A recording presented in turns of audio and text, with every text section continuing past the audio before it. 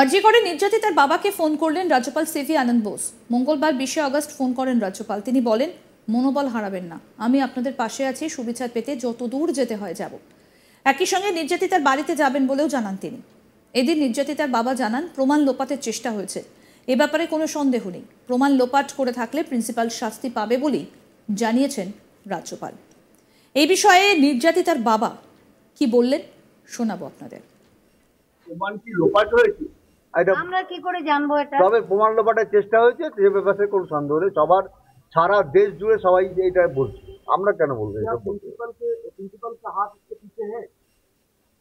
প্রমাণ লোপাটের সে প্রিন্সিপাল শাস্তি পাবে। প্রমাণ লোপাট করলে আমাদের কি?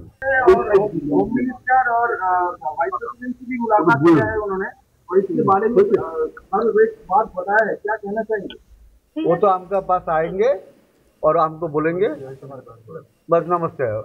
अभी आपको राज्यपाल को घंटा खाने का ना, राज्यपाल नहीं फोन कर है आज की।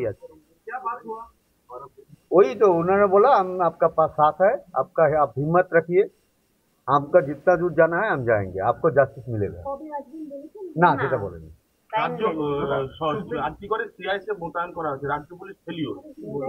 এই ব্যাপারে আমি বলবো না, এটা যারা যারা উপরে মহলে আছেন, যারা সমস্ত দেখছেন, আমরা কেন সমস্ত মন্তব্য? সুপ্রিম কোর্ট সিবিআই কে বৃহস্পতিবারের মধ্যে রিপোর্ট জমা করতে বলেছে। সে সুপ্রিম কোর্ট বুঝবে আর সিবিআই বুঝবে, আমি কেন আবার বিষয় নিয়ে আসবো? এদিন ফের নির্যাতিতার বাবা মা, মিডিয়া থেকে শুরু করে প্রতিবাদী, দেশের বিচার ব্যবস্থা, সুপ্রিম কোর্ট, হাইকোর্ট সবাইকে ধন্যবাদ জানিয়েছেন। তাদের একটাই দাবি, তাদের মেয়ে যেন সুবিচার পায়, তারা সবার কাছে কৃতজ্ঞ। কি বলছেন নির্যাতিতার মা, শুনবো। সমগ্র রাজ্যবাসী এবং দেশবাসীকে আমার বিনীত প্রার্থনা যে তারা আমরা যতক্ষণ বিচার না পাই, তারা যেন আমাদের পাশে এভাবেই লড়াই করে। আমরা সবসময় তাদের অন্তরের থেকে কৃতজ্ঞতা জানাই। প্রসঙ্গত, এর আগে মুখ্যমন্ত্রীর বিরুদ্ধে দ্বিচারিতার অভিযোগ করেছিলেন নির্যাতিতার বাবা। মুখ্যমন্ত্রী মমতা ব্যানার্জি কেন দ্বিচারিতা করছেন? একদিকে ন্যায় বিচার চেয়ে তিনি রাস্তায় নামছেন, আবার অন্যদিকে আন্দোলন যাতে না হয় তার চেষ্টা করছেন। মুখ্যমন্ত্রীর এই দ্বিচারিতা কোনোভাবেই মেনে নিতে রাজি নয় মৃতা ছাত্রীর বাবা মা।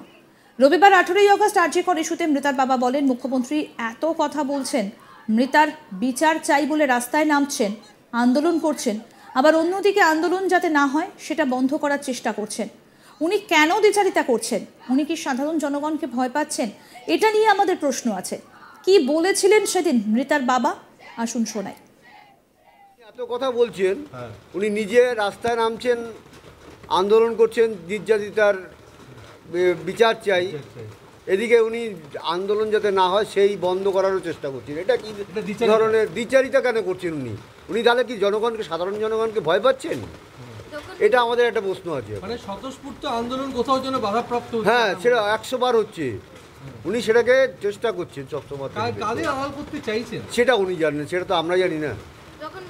আচ্ছা, সিবিআই কে একটা কোনো হেজিটেশন কাজ করছে যে যেহেতু অনেক হাই প্রোফাইল লোকজন জড়িত আছে, মেডিকেল প্রিন্সিপাল, সুপার, সেটা এটাকে সিবিআই এর উপর আমরা ছেড়ে রেখেছি। আপনাদের কিছুক্ষণ আগে বললাম, যারা যারা মুক্ত কণ্ঠের প্রতিবাদ করছে, উনি তাদের কণ্ঠকে রোধ করার চেষ্টা করছেন। এখন তো আমরা ভালোই ব্যাপারটা বুঝতে পারছি কেন করছেন।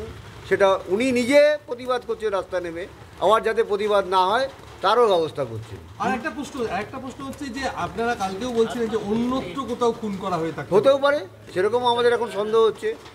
বিষয়টা যে কী হয় যতক্ষণ আমরা না জানতে পারছি ততক্ষণ আমরা এই ব্যাপারে কিছু সুনিশ্চিত হতে পারছি না। আপনারা কি কোনো প্রমাণ পেয়েছিলেন? না, আমরা কোনো প্রমাণ পাই।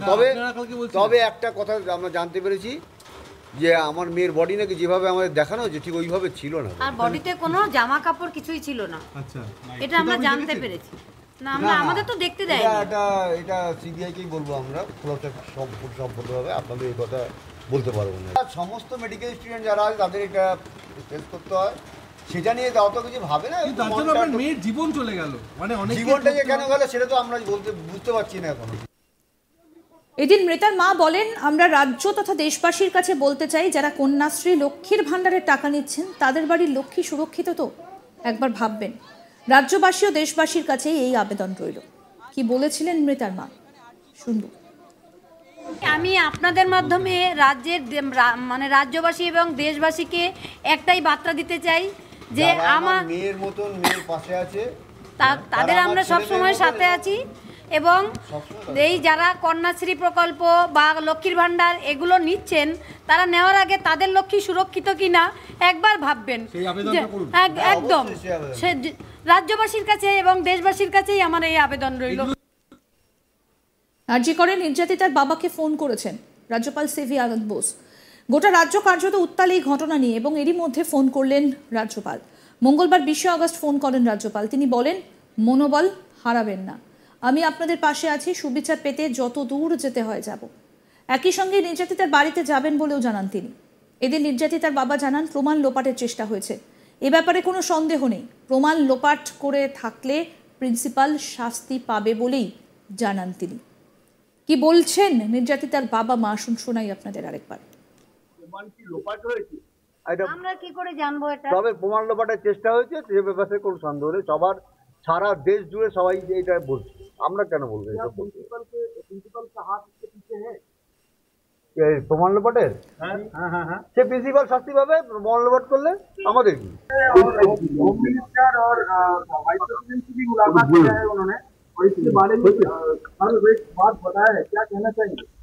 वो तो आपका पास आएंगे और हमको बोलेंगे बस नमस्ते। अभी आपको ঘন্টা খানেক আগে না রাজ্যপাল উনি ফোন করে এত কথা বলছেন, উনি নিজে রাস্তায় নামছেন, আন্দোলন করছেন, নির্যাতিতার বিচার চাই। এদিকে উনি আন্দোলন যাতে না হয় সেই বন্ধ করারও চেষ্টা করছেন। এটা কি ধরনের দ্বিচারিতা কেন করছেন উনি? উনি তাহলে কি জনগণকে, সাধারণ জনগণকে ভয় পাচ্ছেন? এটা আমাদের একটা প্রশ্ন আছে। মানে স্বতঃস্ফূর্ত আন্দোলন কোথাও যেন বাধাপ্রাপ্ত হচ্ছে। হ্যাঁ, সেটা 100 বার হচ্ছে। উনি সেটাকে চেষ্টা করছেন সবসময়। কাদের আড়াল করতে চাইছেন সেটা উনি জানেন, সেটা তো আমরা জানি না। আচ্ছা, সিবিআই কি একটা কোনো হেজিটেশন কাজ করছে যে যেহেতু অনেক হাই প্রোফাইল লোকজন জড়িত আছে, মেডিকেল প্রিন্সিপাল, সুপার, সেটা